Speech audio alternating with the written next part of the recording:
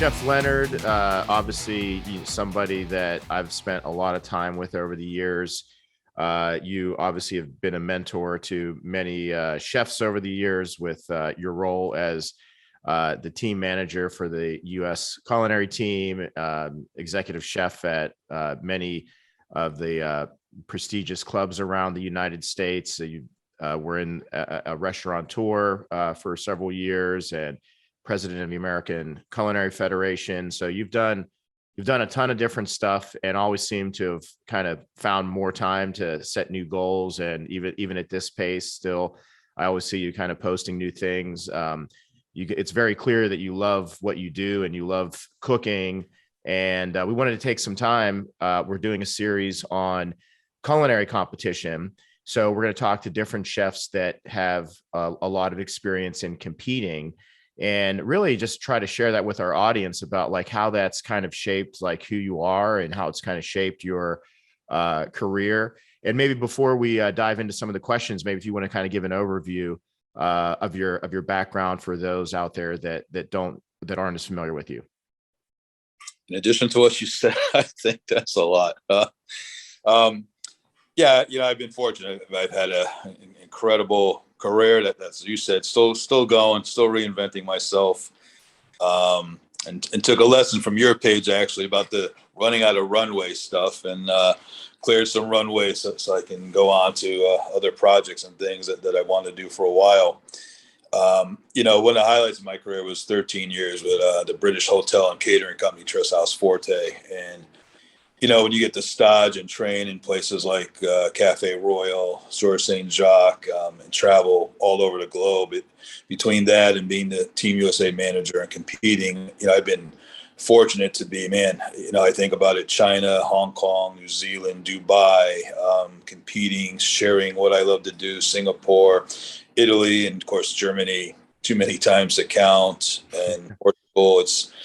And I think that culture and that travel really shaped a lot of what I become as a chef, from my philosophy to how I approach and look at food, and trying to always grasp that simplicity with elegance, which is a hard track to find. Sometimes you see food today that just looks so super cool on a plate, but doesn't have the substance or the soul, the flavor, And like you said, a lot of my postings, what I really try to focus on is having that clean simplicity of a presentation, but making sure that people take a bite or eat it. There's that memories come alive or the palate gets stirred. And I think it's always important for a chef to remember. So, yes, and still love what I'm doing, man. So still banging the pots and dishing plates. So it's a good thing. So Ed, to take the angle with culinary competition, I mean, so many people, when you say cooking competitions, first thing the general public gravitates toward is a lot of the stuff that they see on TV. But maybe to kind of give a little overview of probably the one you're most known for. I mean, you've been involved in as a judge in a lot of cooking competitions as a judge and competitor. But in your role as the team manager in the Culinary Olympics, how does this competition differ from a lot of the other shows out there on cooking competitions and the other ones that are around the country? Like, what's different about it? I think when you look at the Olympics, and unfortunately for whatever reasons, it's never gotten the prestige and a lot of steam as you competed in both the Olympics with our team, and you had the Bocuse, and as you saw, big marketing machine, right? The press is all over. But in the U.S., these things always seem to fall short. I'm not sure why. And when I look at the international scope of Germany in that competition, and the ones we did leading up to it, Switzerland and going to Luxembourg,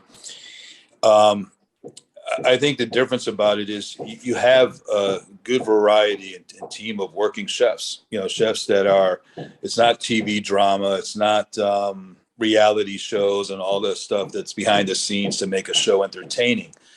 It's a group of us that really care about what we do it every day, live it every day. And we're putting ourselves on the line. I think a few things that showcase the cuisine of your country, right? You're representing the country at that time. and hopefully that mix of cuisine, which, as you know, in America, we always have that challenge of what is our cuisine and how do you bring it all together. And I think we were able to do that pretty successfully. But then you have this networking piece. You meet all these international chefs. Sometimes nobody speaks the language, but yet you still find a way to communicate through food. It's a team building. So I've always found that international circuit, though it's been kind of unknown and quiet here, just very advantageous to education, to learning, to being able to mentor and grow chefs. And I think all of us walked away, Rich, and I think you'd agree. But, when we got done with our stint there and you were on 2 of the teams, I had 3. And then through my career of competing, I've always walked away a better cook and a better chef. And I know there's a stigma of, competition chefs. We're not real chefs. But, yeah, man, we are. We just happen to do something on the side to put what we do on the line. And the other thing I think that's key about the international piece is we got to cook in a hot food kitchen. As you know, when you're younger, we're growing up and, the Greenbrier, and then, I've been fortunate to judge graduations and stuff. You have that cold food sector and, it's cool. You see a skill set, you see disciplines of individual. It's talent. It's still a lot known about food, but man, the hot food kitchen is always where it's at, right? I remember Ferdinand Metz said, out of all the things, winning in the hot food is the most important because it's what we do every day. It's what we represent. And I think that's the other thing the international circuit brings about is this big competition of teams competing, countries competing, doing what we do every day with people that eat, taste the food, and get to enjoy it. And Ed, can you give an overview of explain quickly, like what is the Culinary Olympics? Because I know when a lot of listeners out there, they say, oh, the Olympics, they cooked in the Olympics. And there's a little bit of a confusion with not the sporting event, but how do you get on the team? Where does it happen? And what actually is the Culinary Olympics? I was able, my first one was actually 1984, and I apprenticed for Fritz Sonderschmidt. And, the German Chefs Association, which is part of the World Chefs Association at the time, WAX, developed this competition that was once every 4 years. So I guess that once every 4 years thing kind of, it's called ICA, but kind of ties into like the regular Olympics as, the sports, which is every 4 years. So it was this meeting of the highest level of bringing, at that time too, not so much regional teams, individuals, but national teams together that would represent their country, that had to qualify, I guess, and be the official representative of the country through their association. And you compete every 4 years. And that's how that whole Olympic thing started. I think people just saw where it's every 4 years, every quarter of that, this is like the Olympics. This is the highest pinnacle of team competition, as where Bacchus is the highest pinnacle of, individual, the Olympics was the highest pinnacle. And back in those days too, you looked at France did compete at that time. Every country did get together to represent their cuisine. And through the years, it's grown, it's adapted, it's changed to trends. But it really is something special that, you have then all these other competitions that lead up to it, which, I've always looked at it as you want to win, you want to compete, but probably just good practice sessions and good tune-up sessions to get ready for the bigger piece, And the team structure, for those that don't know, how is that made up? How many people are on the team for the Culinary Olympics? Yeah, and you mentioned tryouts too. So there's a tryout system. At that time, it was held at the NRA show. When the NRA show had that cooking piece. The of it. National Restaurant Association, for those that are seeking controversy on our podcast. National Restaurant Association, which I remember. You competed. That's how. Not the first time I met you, but saw you actually cook, and of course you did very well and earned your spot on the national team. And that was just a great showcase because that restaurant show just had hot food competition. People came to it. So for the team tryout, it was incredible. And you would select 4 cuisine chefs, the team manager, and then you'd have a pastry chef. So that competition really set the stage for those who wanted to try out. There were some other tryouts prior to that, as you know, most of them were all cold food tryouts from pastry and cold platters and everything that then earns you the medal to earn the right to, compete at the national level for that spot. And, the good thing about it is when you do your hot food competition, as you know, you're actually cooking for the public. Everybody that comes to ICA, it's always sold out. People from all over the world buy tickets. But say Switzerland, there's always that top tier teams that sell out quickly. So not only are you competing, you're doing it in a way where you're serving 110 guests. So you're practicing your craft like real life. And that's why, when I hear some of these comments about these competition chefs, you step into that kitchen, man, and do what, as you know, we had to do in 5.5 hours, 3 courses, 110 people. And then knowing that within that 110 courses, some waiters are coming up, grabbing the plates and bringing it to this private room. When the Olympics originally started, the judges would actually go to each kitchen. And you knew they were coming to your kitchen, and you'd actually cook the food for your day, present it in front of them with the team manager standing there, and they would eat, taste, and judge. And then I think after the 84 Olympics, they started with this closed room, grab from the portions to, I guess, level the playing field and show that you're consistent in what you're doing. Not, hey, here comes the judge and, wow, let's make our plates super stellar. And then you don't know how the service goes. So that's very nerve-wracking too, because you never know which one's getting pulled. So you really have to be on your game. So for me, it's the most intense, 5 hours you can find that really puts you to the test, from cooking well, your mise en place, how you work as a team, and then being able to be very consistent in your service, because to get the top medal, that's what you have to execute. Well, and there are a lot of parallels to the actual Olympics. I mean, this happening every 4 years. They have a team that's representing the country. Of course, people can go there regionally as well. And then sorry, Chris, one last thing was sorry, go ahead. Sorry, how many people is the team whenever it's completed? Because I was going to mention that too, that Rich was just saying, because I heard before that there is a regional team too, and then there's a national team. So how do you were talking a little bit about the tryout. How do you get to the tryout? How do you get to apply? And is anybody that is in the culinary industry, or just to say something now, everybody's a chef in social media. Can anybody from anywhere just apply? How do you get to represent USA? It's anybody that is living in the country, or it has to be a citizen, or how that works, and how many people it's considered the entire team?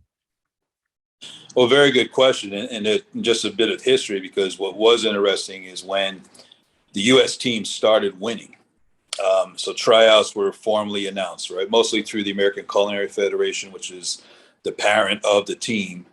And but you could be a chef, see that notice, and try out for the team. And then, you did have to join the American Culinary Federation and, to order to do that. Or if you made the team, were selected, you'd have to be a member, because you have to be part of the association to qualify for the international rules. But the teams that won, especially the first, the 84 teams that won championships, were basically mostly all European chefs. So, they could have been just German, Austria, whatever. They were, I'm sure they were legal, chefs in the States, of course. But there was a lot of question that when America won, sometimes there was this little stigma behind it too. Oh, look, but they're European chefs. So even though America won, it's by European chefs. And then that tide changed in the later teams when you had American chefs earn their spot on the national team. And then there was that nice mix. But the last team that won the world championship in the hot food was, I think there was 4 Americans and a European. So it is open to anybody, and it doesn't matter of nationality or whatever your status is, but you have to go to the tryouts. Then the tryouts, you earn your bronze, silver, gold. And then the team manager with usually sometime a panel will take the highest scores and invite those individuals to the final tryout with the hot food competition. And have you seen any change throughout when you first started in the competition world versus today? on how many people are trying out and what that kind of looks like today versus back then? Yeah, unfortunately, and I'll speak for the United States first. We've always had a challenge. When you look at the Icelandic countries, for example, that have done extremely well the past decade, the tourism board supports them, right? The group of countries itself get very behind this with tourism as their end game, to show and showcase the food of the Icelandic countries, how good they are. Come to Norway, come to Sweden, and we've never had that kind of support.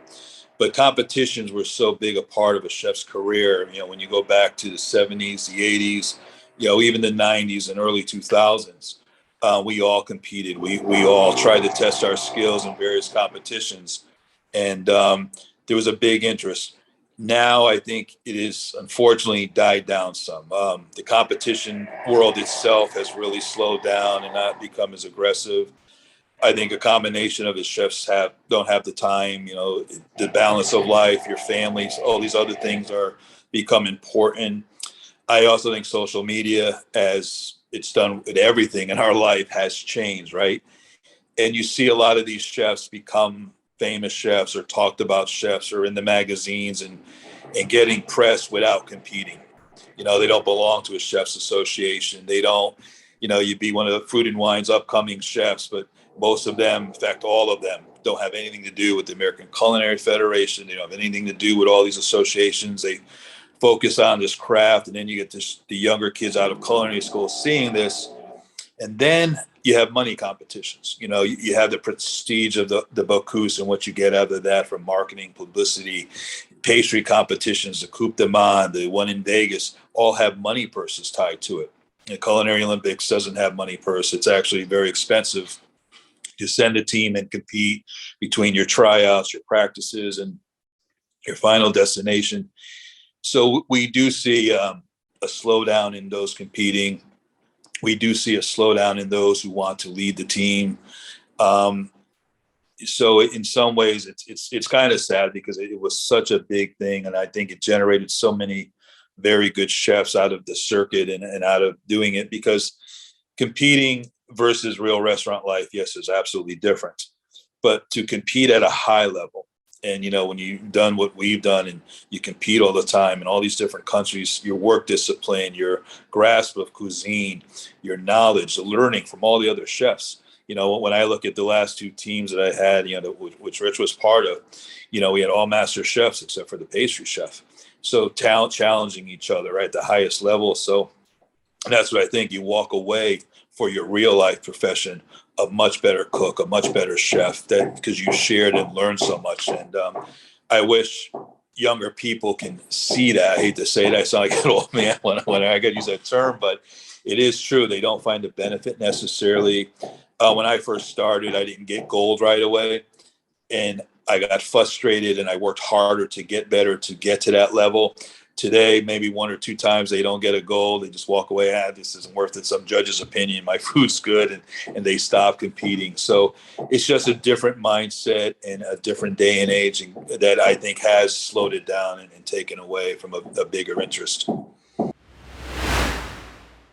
Hey, everybody, I want to take a second to say thank you to our sponsors. This show is brought to you by the following partners. Meat and Bone. These guys are just doing an exciting thing in the Miami and Florida area. Check out their website. They offer premium quality meats hand delivered to your door if you live in the Miami-Dade, Broward, and Palm Beach area. But also they ship nationally, and you can also visit them at some of their boutique locations in the Florida area. These guys came up to our recent barbecue class, and they brought all sorts of amazing cuts of meat, steaks, brisket. Listen, if you're looking for quality steaks like you would get in a restaurant, check these guys out. They've got some incredible selection and top-notch quality. Check out their website. Also, Ovention oven. These ovens are just incredible. We've used these during the pandemic. They really helped us kind of pivot and reposition ourselves. so that we were able to expand our menu without having to make expensive investments in the kitchen. These ovens offer an innovative solution to restaurant operations, opening up a whole new realm of possibilities with your menus. The Ovention ovens are ventless, they're fast, and operationally friendly in cooking.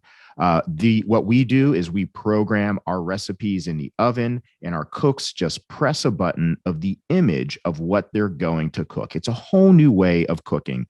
Check out their entire line of Ovention ovens. And of course, Steelite. Steelite International has remained an incredible partner of Rosendale Collective.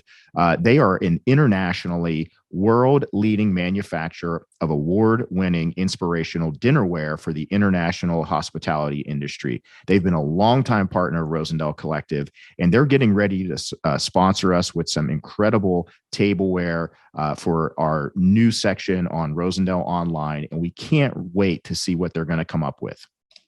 Also, check out DryAger. DryAger offers a level of unprecedented quality for both restaurant and home dry aging programs.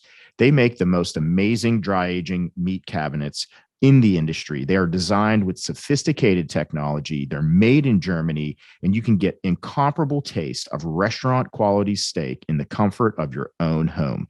Thanks again to our following sponsors: Meat and Bone, Ovention Oven, Steelite International, and DryAger.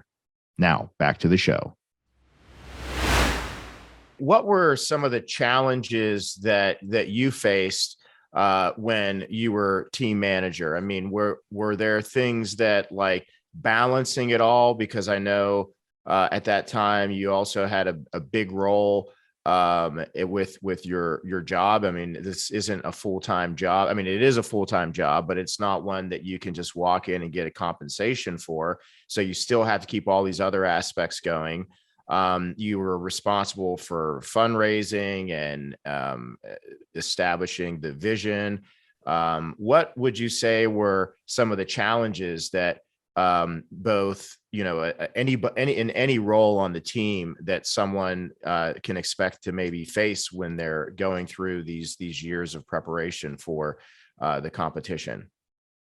Yeah, no, you're right. And I look back sometimes, Rich, I'm like, what was wrong with me? Westchester Country Club, right? One of the premier 12th club in the country, big hotel attached to it. You've been there, credible property. And then my first team, I was ACF national president on top of it. So right. Not only chef, I was team manager. And then the second time around, as you became the team chef, I was still the chair of the foundation, still past chair. So it is a lot of work because you got to fundraise, you got to be the spokesman. And, I was fortunate at that time to have a lot of good industry relationships and networking. As you know, we got Fortessa China free, we had Cuisinart. We were able to raise the money we needed.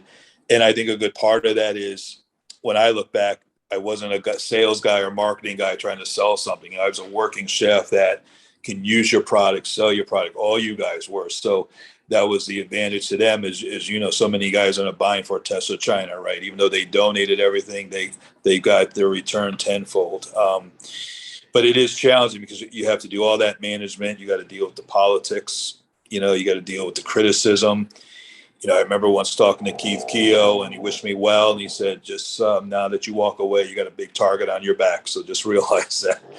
Because, there's lots of critics, lots of criticism, and sometimes my emails and letters I get were not so nice. And, even when we won the world championship, I received, I still remember this letter like the end of my day, man. It just, congratulations. That said, however, you're supposed to feature American food. All you guys did was take a German dish and use it.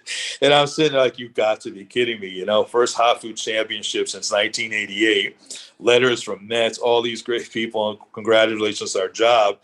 And yeah, we took what I call the Dutch influence. As you know, Pennsylvania, we did venison, which is American. We did that dumpling, but yet we did our own interpretation and stuffed it with the venison neck, which the judges went crazy over. So it comes at you from all directions. So you got to be able to deal with that. You got to be able to stay the course. You can't let anybody sway you in a different focus. And then, managing the team members and the input. And then, certain coaches came and people came. If you remember on our venison dish, we had that nice savory tuile, kind of triangular to separate. And, Hartman Hankey was visiting, and Madsen and Hartman was there that last day. And he looked at me and goes, well, the big boss didn't really like your cookie. What are you going to do? I said, we're staying with the cookie because we all believe it works and adds a thing of texture. So, kind of like you, right? You had great feedback from some incredible chefs on your Bocuse, right? But you stayed the course to what you believe in. So you have to do all that, but you do have to make the time and the commitment. And it is a very big commitment, whether you're a team member, the practice sessions, to travel away from family, your business. Because like you said, we're all working or running businesses. And I think that is the main reason today why it defers a lot of people and deters them from being involved. And when they look at that kind of commitment and what it takes, and, I remember the regional team, and I had some great chefs, Drew Garms, Mazzarato, and those guys. But man, I had to reel them in sometimes because, I'm doing this, I'm busy, I'm working. And no, this is serious. This is a commitment. You need to be here. Otherwise we have to replace, people on the team. So I think that's the biggest thing is the time allotment you got to take over the spread of probably 3 years. And do you think that because of like the pandemic and now we're in the midst of this inflation, restaurants have really had a tough go at it? Do you think that has maybe even added like more of a challenging kind of landscape for people that might want to compete, or if you have a young apprentice that wants to do a competition, it might be harder to get sponsorship from their restaurant. What do you feel about that? Yeah, I think in theory you're correct, but I think the other important thing is, the labor market in our industry right now is probably the worst. In my 30 plus year career, man, I've never seen it like this. And everybody I talk to across the country, from finding a sous chef, finding a cook, 4 months to a club in Detroit trying to find stewarding, and having to offer a bonus program to the cooks that if they go in the dish pit and help out, they get a little bonus because it's that tough. So I think properties are reluctant to even let somebody have all this kind of time because it's a big obligation. You still expect to get paid while you're competing. And I think the other challenge when you look at the industry that supports it in sponsorship, marketing companies that have product or donate money or want to be part of something, and you deal with a lot of this in your business, they want a return now. They want to see something. They want to know that you're influential. They want to know you're on Instagram and you got your 30,000 followers. So when you use Mealy as, equipment, man, people are going to say, oh yeah, okay, let me look into that. Social media again has changed that landscape. What a company expects. And if the team itself doesn't have all these thousands of followers or influential chefs that are decision makers as well, that can buy products, support it, have influence on other chefs, I think that whole landscape has changed too, is where before, craft companies that we dealt with, were very eager just to be part of it, get the publicity, support. In theory, American team going to represent us. They're representing our food. Let's be part of this journey. Today, it's, well, what's the return if we do this? So it's a combination of all those factors, I think, too, that make the landscape even more challenging. And obviously, you love Italian food. I know I've seen a lot of your posts and have had some delicious Italian cuisine over the years. Rachel is in Italy right now, yeah. Rachel, what have you? I feel like you mentioned about doing some competitions early on, and she is from Michigan with at Schoolcraft, with a college there that has a lot of history with competitors. Really, a lot of talented chefs that have come from there as well. Rachel, what's your perspective on? Do you feel like people now are reluctant to go into competition? Like, what do you think? Are they looking for like, well, all this sacrifice, what's the return? What do you think about that? Yeah, I mean, that's kind of what I was asking earlier is what's your view of how it's changed? I mean, just from when I graduated culinary school 8, 9 years ago, we had a competition class, and it was really exciting to get into, but just in the past 10 years, I've seen it less talked about, competitions less spoke about amongst chefs in the industry. And that was something when I started culinary school, I wanted to compete. I wanted to get my CMC. I wanted to do all the, things that chefs do. And I just personally, I've seen such a change in this industry just in the past 10 years since I started. And yeah, I did a competition once in Poland, and it kind of left a bad taste in my mouth, but I would be open to competing again. But I do think that social media, like you were saying, has made such an impact on sponsorship and everything like that. And if you don't have a certain amount of followers, are you even being looked at? People with less followers are still getting sponsored without competing. They're getting this equipment from sponsors without having to go through and do the competition. Personally, I think it's terribly sad. I hate to see the competition world kind of taking a plummet, because I think that, and this is just my opinion, in my eyes, when I see competition chefs, that's chef, that's that precision, that push, that grind. That's a competition chef for me is like almighty bow down, because that is some serious work. And I think that it's just not talked about anymore. Do you think that you're not in that kind of like in that path again, like that you really want to compete because it has changed or because it hasn't changed? Because my question was gonna go in that sense, that I feel, because I'm just like you. Whenever I just landed in US, one of the things that it got my attention, it was all the competition and everything. That was Chef Edward, just to put it out there. That was about like 10 years ago. And it was a big thing because of Bocuse d'Or, because of the Olympics, because of the World Cup. There's many competitions out there. But in my opinion, it's because probably it hasn't changed. It hasn't evolved as it should be. Like you were saying, everything is kind of like an influence now, not just the chef, but social media, the whole movement. You have the Food Network and everything that, as both of you know, whenever you talk to somebody, it's like, oh yeah, I'm a certified master chef. But people kind of like think about like Master Chef, the TV shows, and you have to clarify, no. It's nothing like that. It's a whole different word. So I feel that as you have to clarify what is a Master Chef certification, is the same for competition, but competition probably hasn't evolved as much as it should be, talking about the new generation, because you were just saying that it's kind of like going down a little bit, the motivation, the kind of like that feeling of people going for like competitions. And is that because of the different entities that they hold the competition, that they're not evolving? You feel that is because of the teams, because of the ego of the chefs, or because of the favoritism that they have for some chef from some like students and things like that? What do you think that it could be? Like why people are not as interested as before for competition? Am I allowed to be honest on this show? Yeah. Okay. But I think people have gotten lazy. I think that, and I agree, competitions are hard, ass-kicking work.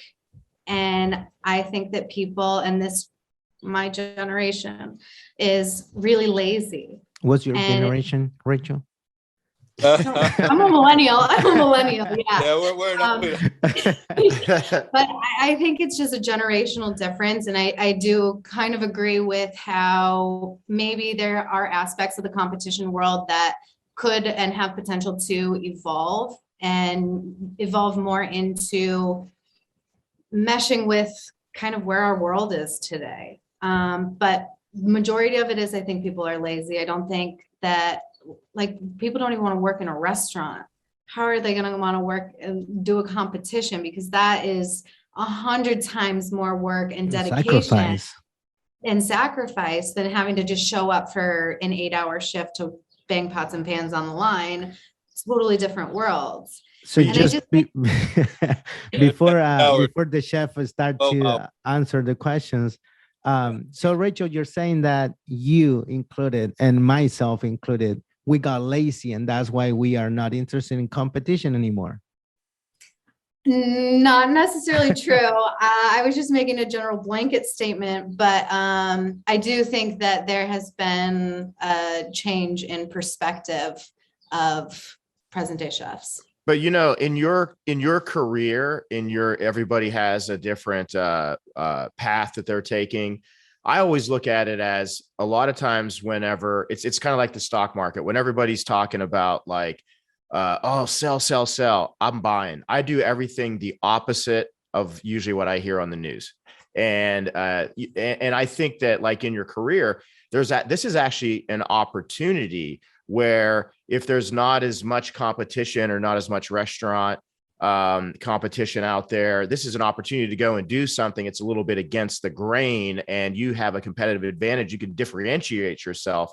And that leads me to my next question with Chef Ed is, what are some of the benefits, like the return on investment? Because there's no way you could spend all those years doing competitions, multitasking, doing all these different things. And that doesn't shape like who you are today. Like you're in a different place today than you would had you never cooked in a culinary competition. So what do you feel like after all those sacrifices? I mean, how do you feel like, what kind of skills has that honed for you that maybe had you not gone into competition that you probably wouldn't have today? Like what would be compelling as a selling point to get somebody to say, listen, here's why you compete. This is what it does to you and what it can do for you.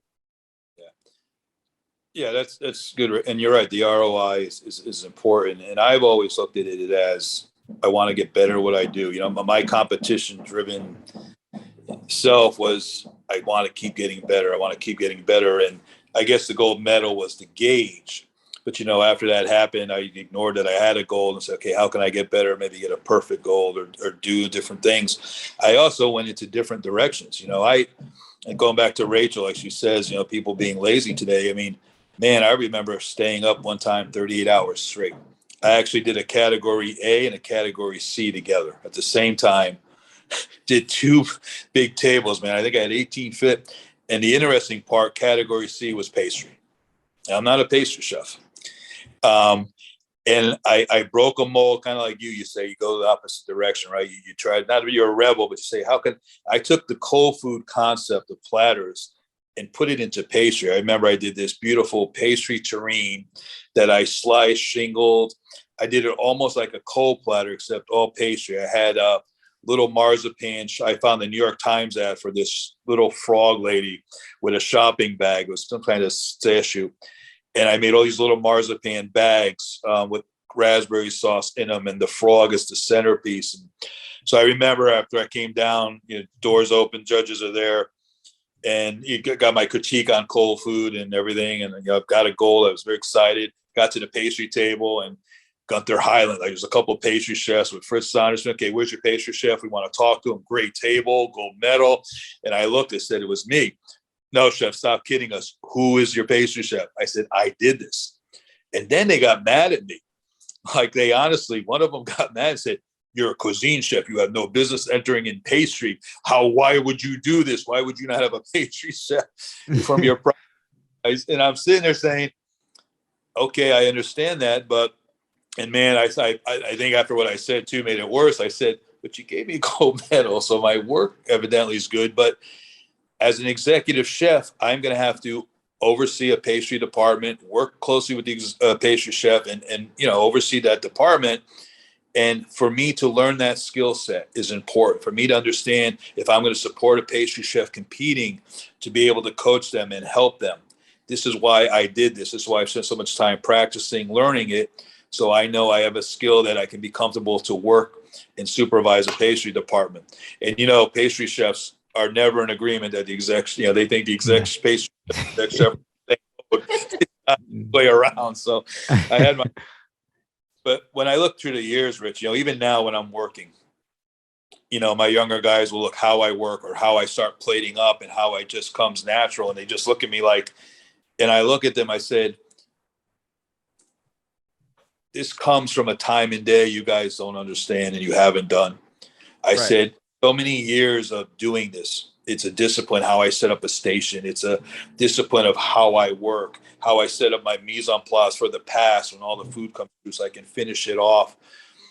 And when I can look at a plate and see the scope of food and break it down, or I can see a bunch of ingredients and take my training that, okay, what vegetables harmonize with the seafood? What vegetables are going to harmonize better with the meat protein?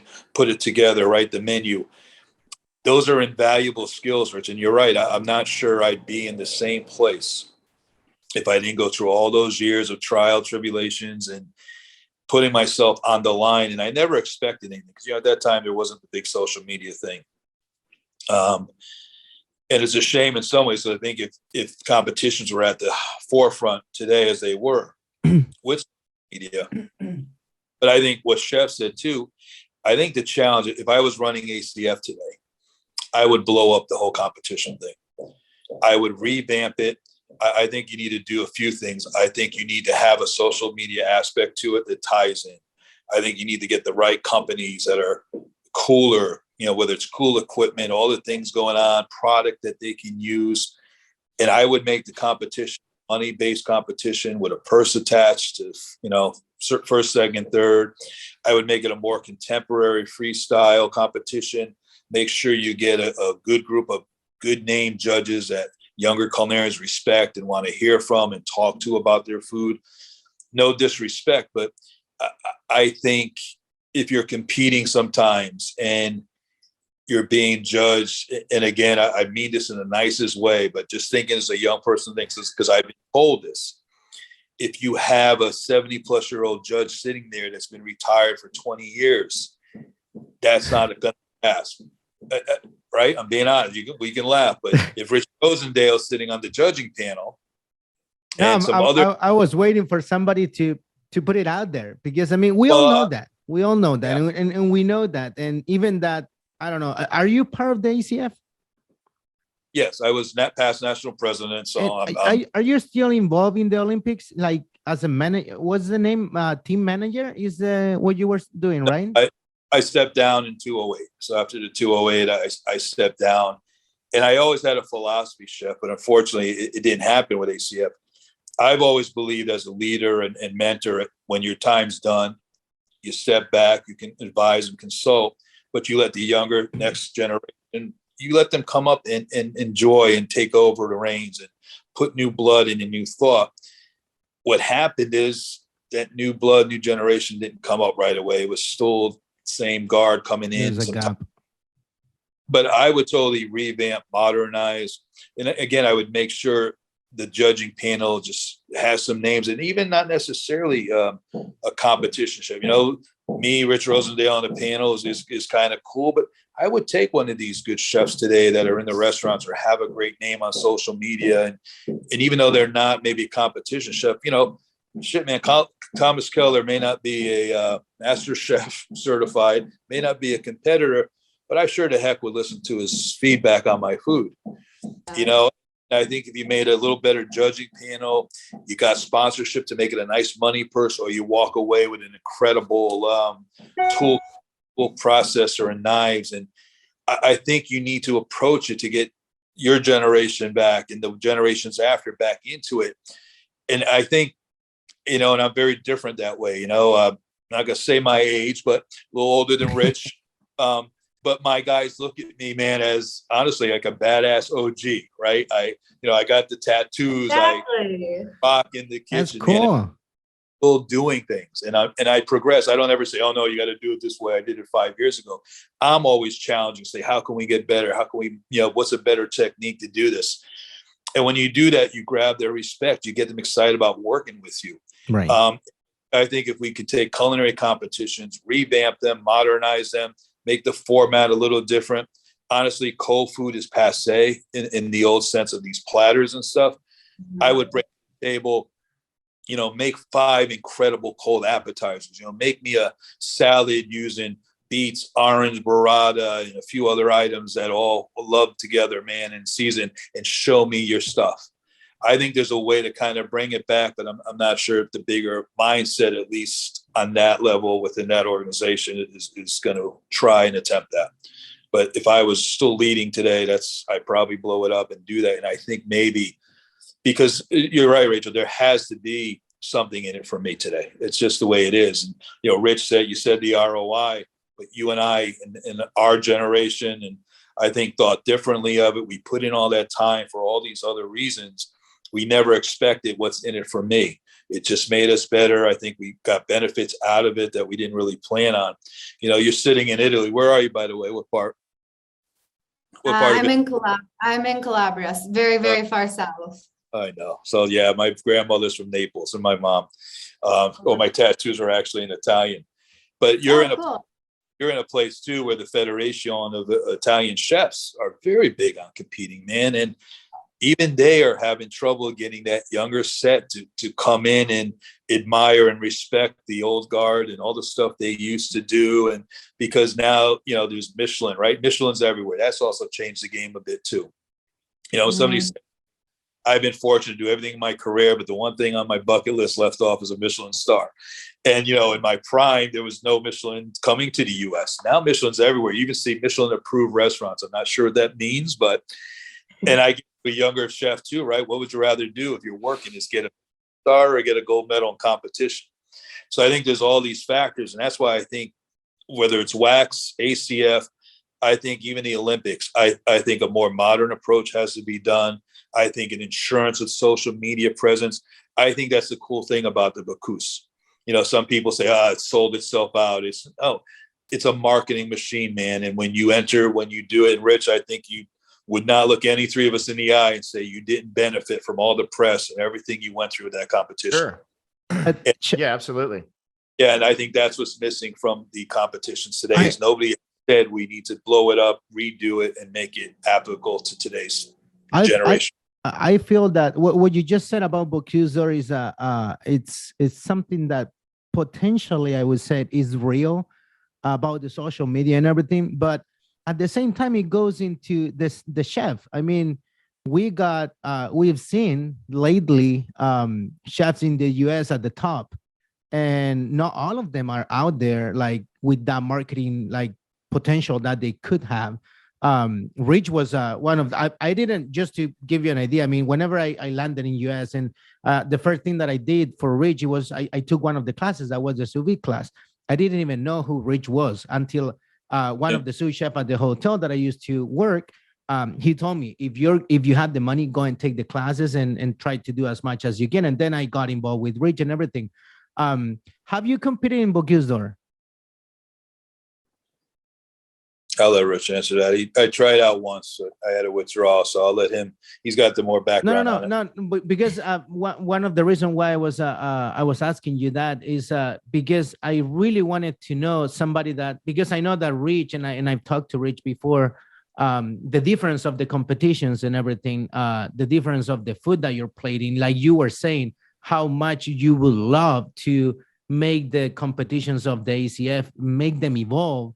Because it's what they need, probably, and what like everybody needs to keep the motivation and the young culinarians and everything. That we all agree that the newest generation, they're going to be a little bit more lazy and everything. But I feel that at the same time, it's like you said, when you step down, there's more people that they have to step up and make sure that they know what people are looking for. I mean, if there is a shortage of labor and everything else in every industry, is how do we replace that? How do we get people's attention? Like everybody is so excited to be in social media, and how that could benefit your own business if you teach them about that. Yeah, you're not gonna let them have their phone and making TikToks whenever they're cooking the food for the customers, but like how you can connect those little dots to make people more excited, not just about that, but also about competition and everything else.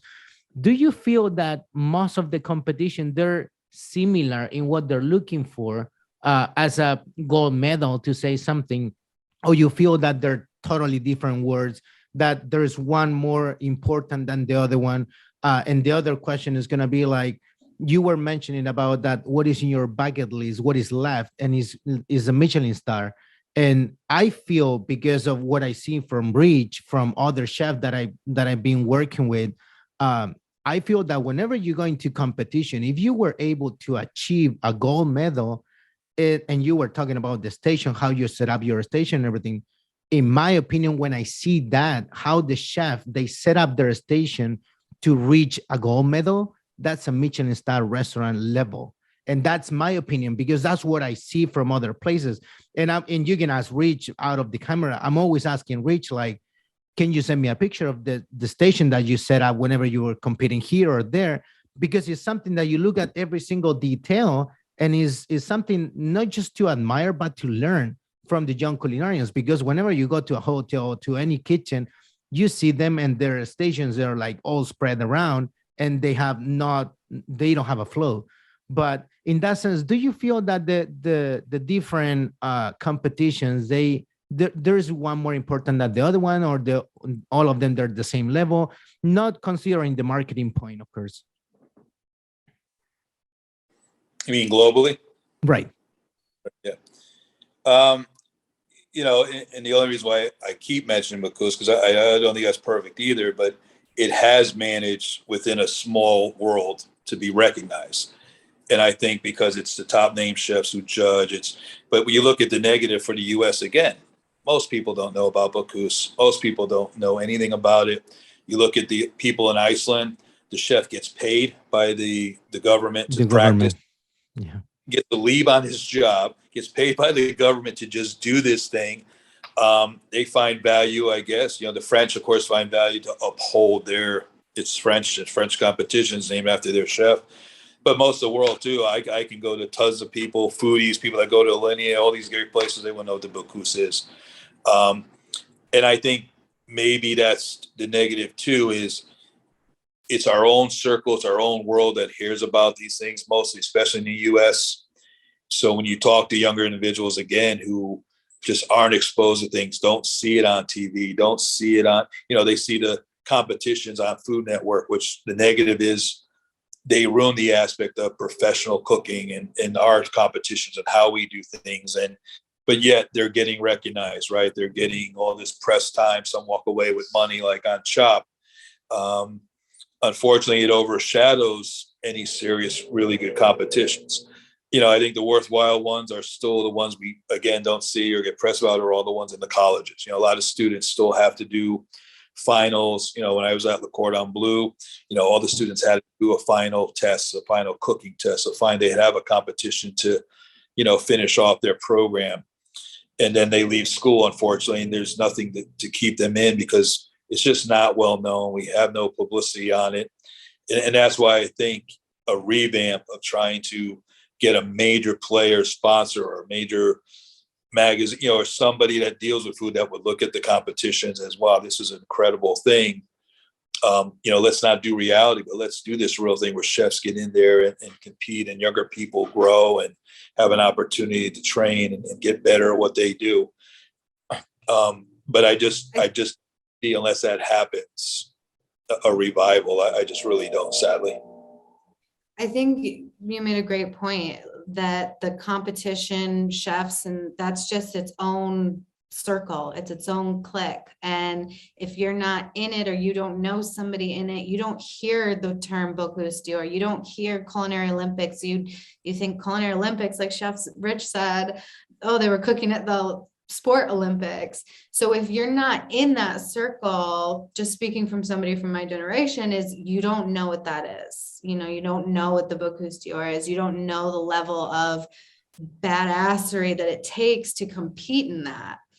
But I had a question for you on if you were to evolve the competition world, what is your opinion on toques?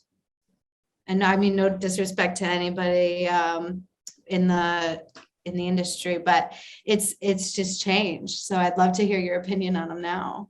I agree, and I'll be honest with you, I don't wear one. In fact, I'm a magazine, a restaurant, something. There's a feature of me, and my president of the board and one of the other presidents saw and go, wow, chef, when do you ever hell wear that? I said, I don't. It's just for the picture. And again, to me, modernization is really accepting too that, you know, no hat maybe, or the skull caps, or Something, yeah. skull caps, because I still think you need some professionalism. But Yeah. yeah, toques back there. You know, I was the first chef ever to wear short sleeves. And now you see just about, you know, I remember my first ACF convention, I got up there, I had a short sleeve jacket, and people criticized me. Oh, you don't, that's impractical. You can't cook in the kitchen and have short sleeve jacket. And I've worn it all my life. And, you know, these are Bregards, and they tailor them for me because that's what I'm comfortable wearing. And I got my whole team this season. You know, we're in New York, man. It's summer. We do a lot of outside events and stuff. All these light, beautiful short sleeve jackets. They were so happy and thanked me. So I think, again, you have to be open to that too. You know, I don't close anything off. You know, I know some great chefs that I'm friends with and here that have restaurants, and, you know, they wear a black t-shirt, they wear the cool apron. You know, their aprons are costing $180 apron over, and they cook food. And, you know, and that's what I think. I think you have to dismiss the old ways. And like you said, there's a balance of respect. You know, I still do believe in white coats. I'm not going to my chefs in cherry pepper pants. You know, I'll kick their butts. Right. But I do like those. I like outside events, especially some of our certain Morley barbecues and stuff. If we have a celebrate T-shirt or just a nice tee, you know, my guys at the pool cafe this year wear Fresh Meadow polo shirt. It's got the logo because it's too hot for the chef coat, man, and it's part of the beach and pool, right? So I accept that and let them do that. And that makes them happy. And I think chefs that are just stubborn and set and don't accept, and there's always a balance, right? I accept this. I'm part of it. I'm part of the movement with stuff. But then I also have a line where, you know, you don't cross it because it's just too much. Still got to have some respect and have a professional look. But you need to be open to that. You know, I wouldn't have a bunch of chefs. You got to wear this. You got to have, you know, you want to come in a black T-shirt and one of those nice aprons and cook in your competition, man. That's what you do. Yeah. You know, but I hope I was gonna, you know, I'm going to ACF this year to speak a little, and I was gonna try and talk to them and say, if you really want to bring this back and get the energy and get it going, you know, here's a direction you might want to entertain. Because if you don't, I think with anything, food, your job, how you look at things, you have to progress. And we can talk about, you mentioned lazy people, Rachel, and I agree. It's a lot different today. But I have accepted that, you know what, giving them a 5-day work week when I can is much better than giving them the 6. You know, giving them, and I expect a good 5 days. I expect you to be here 12 hours, give me 100%. But I have realized that when I can give them 2 days off, and they have that second day to really have a day off, because as you know, in the business, the first day you're catching up, maybe you're doing laundry, if you're married, you're running around, then dinner's here, and then you're at work the next day. That second day gives people an actual time to go, wow, I can just sleep, rest. I found a happier workforce, people coming in more energetic. And when I need them to 6, they understand that and do that. But I still know chefs, that's impossible. They get soft. Nobody wants to work 15 hours, 7 days a week. You know, Marco Pierre White came out and said a few months ago, and I met Marco twice in my career when I worked for Tres Forte. He was an animal. He was, man. But he's gotten older and he's changed. And, you know, he put something out that said, if you are constantly working, if that's all your life has come to, 7 days a week or 15 hours a day in the kitchen, you stunt any personal growth and relationships you have, and you also stop growing professionally. So I think chefs have realized that it's a big work day. We still have to do what we have to do, but it's a different way today, different generation. And when all that's came, I don't think it's wrong. I do think somebody wants to say, I only want to work 8 hours a day, man, and I want all my time off. No, that ain't happening. But I am in balance. I do respect if there's a big family thing that you have to come to, and I'm in season. If I can give you that time off, I'm getting you off, because happier team members, it's going to be a happier cook. They're going to enjoy working, more loyalty. And I think sadly in our profession, sometimes people are just so stubborn of how it was, how it used to be. And I wish sometimes the work ethic was better. I wish there was a lot of things, but I think you can still bring it out of people. I think you just need to make your employees feel important, almost like you're feeding them, not social media, but you're making them an integral part. I mention my team a lot. I'll post the whole team together sometimes, and, my shirt, the brand called The Chef, I give them little things. I make them part of what we're doing, and they get happy. My garde guy posts all the salads I teach him to do. I let him post it. He doesn't have to say chef ahead salad, or man, post it, dude. It's yours. You're doing it tonight. Oh, I'm the visionary. I showed you how to plate it. Tonight, you're going to be doing it for the 200 guests. And when you do those kind of things, you energize, you get people wanting to do things and go that extra mile. And I don't think it's a difference too. I wish there was a good competition. I can take one of my guys and say, okay, let's do this. But I really do think they're outdated. I think they need to change. We used to, in the New York Javits Center, there was a show many years ago. That's how I first met John Johnston and some of the chefs that I've become great friends with. And it was I think, $2,500 first prize. It was a nice money prize. You come in and you cook with the 2 products that were sponsored. And a lot of people got very nasty towards it because, let's say somebody got a silver medal and they won the $1,500 check. They didn't care about the critique or anything. They ran out, they got their check, they're happy. And I said, well, maybe you don't attach the medals to it. No, you have to do that. They got to earn this. They got to understand they need to learn more. And that competition went away because it got so much resistance that we were giving money, and people didn't care about the important aspect of sitting with me and listening to all my feedback. So it's a shame that sometimes people don't look at, there's never black and white cooking. You have to have open mind. You have to embrace the things. And I'm hoping at some point all this does get, even the Olympics, the cold food competition is still a waste. It's a bunch of food that goes into the garbage. One of my thoughts when I was wax vice president said, why don't we do the same thing in the hot kitchen we do at the cold kitchen? Put them in the kitchen, sell a cold menu. Like, cold foods, you can make cold foods even harder to make great, man, because you don't have the warmth and the heat, right, of food, which sometimes helps your flavors and profile. I said, imagine everybody had to do a 3-course cold menu that you're selling tickets to. 110 people sit down to these incredible appetizers or salads, whatever the chef team has done, that's all cold. Now everybody's eating it. It's the same level of that hot kitchen. You're in a kitchen doing what we do every day. There's no dumping out a bunch of food off of trays and platters. No, that's not the art of cold food. Well, where I work every day, the art of cold food is what my customers and members eat every day. My cool salads, our plate ups. And what I love about plating up cold food is you can get away with a lot more cool things doing because, you're not under the gun with the hotline coming through the pass. So I think it needs that kind of thinking, guys, and that kind of mindset to bring everything more to the forefront and get some energy with it.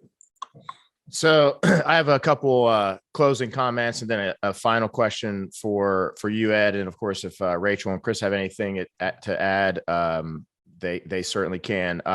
So my thoughts on the competition world, I feel like it getting big in out there with like the average consumer.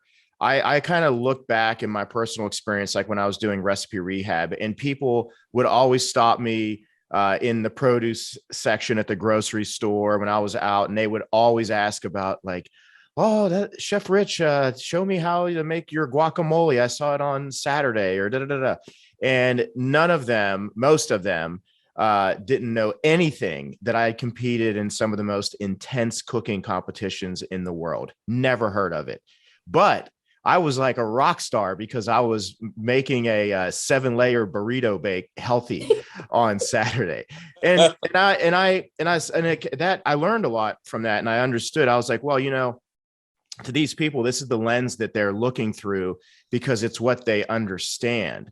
And I don't think that some of these really elite cooking competitions, I mean, I did those for myself, getting better and learning, and the camaraderie, all these other things that I got out of it were wonderful for me.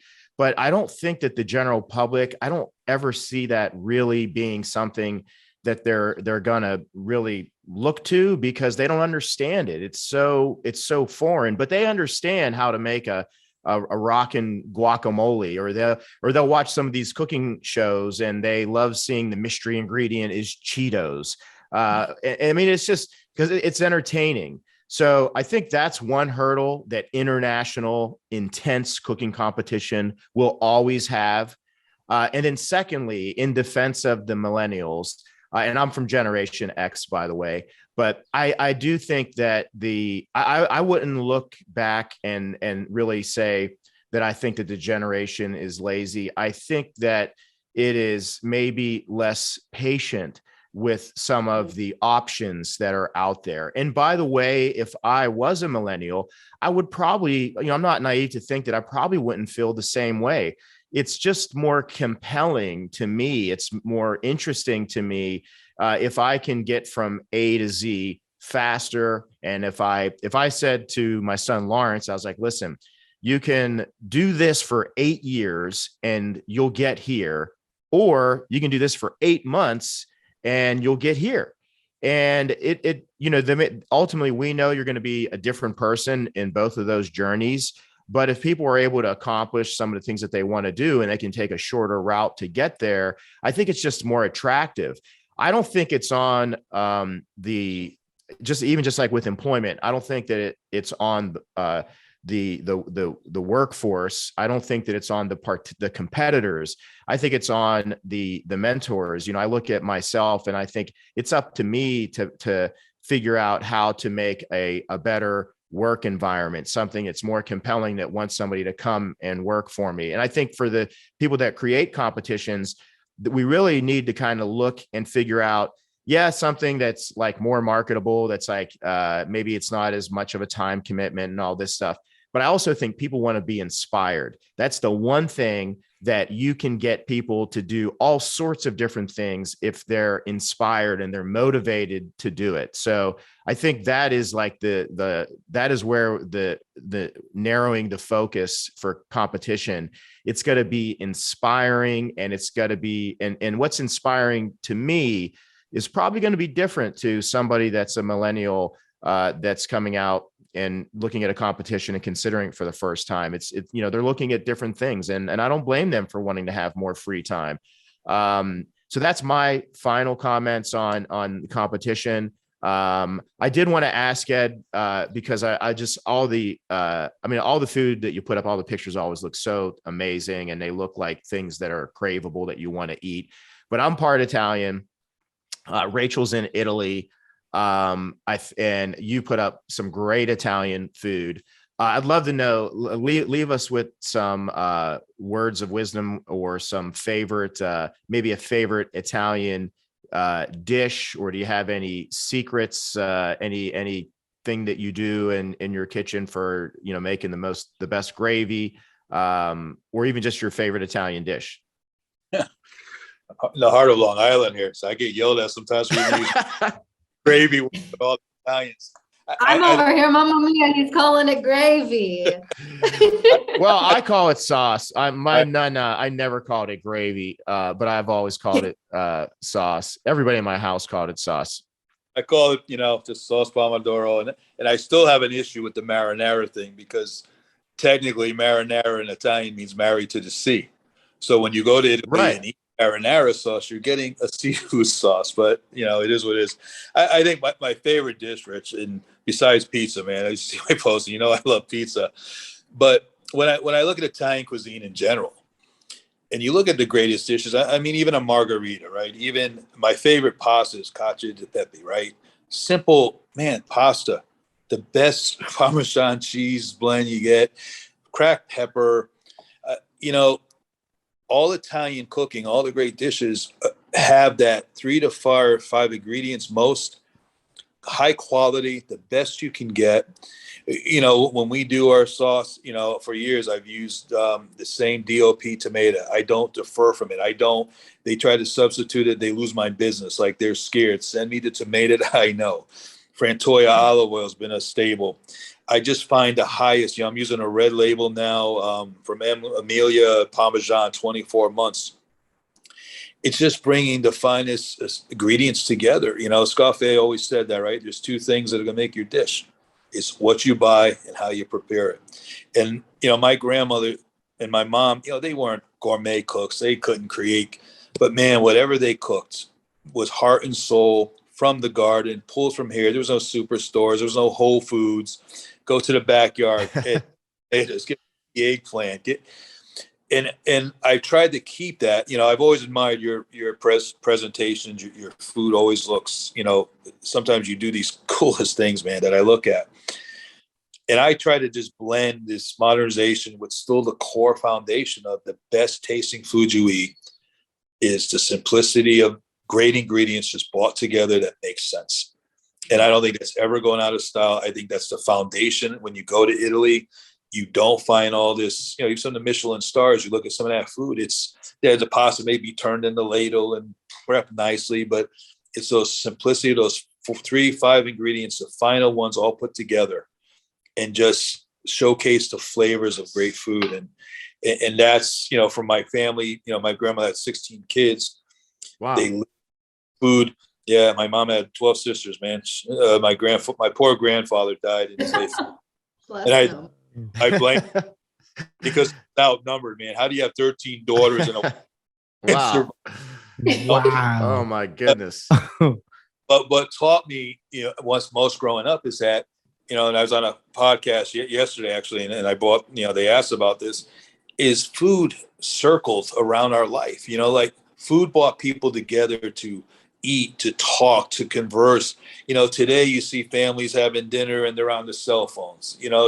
That's why I love the Xfinity commercial where the mom turns off the Wi-Fi and all the phones go dead. Everybody's got to eat and talk. That's a good idea. It really was centric to our culture, to part of our life and part of being family. You enjoyed great food. People made different dishes and all my memories go back, when I still make these things, when I still make the sauce. And unfortunately, I've worked 3 years to get my Nona's sauce to a quantity, formulation because, she didn't make that much. I have to, I'm making sometimes 5 cases of tomatoes every, few days. But I've always kept the strict, when it came to the Italian piece of my food, that you respect, you highlight, you buy the best, you put it together in the simplest, most elegant manner. And people are always going to love it. And, I work in a heavily Jewish club. They love Italian food.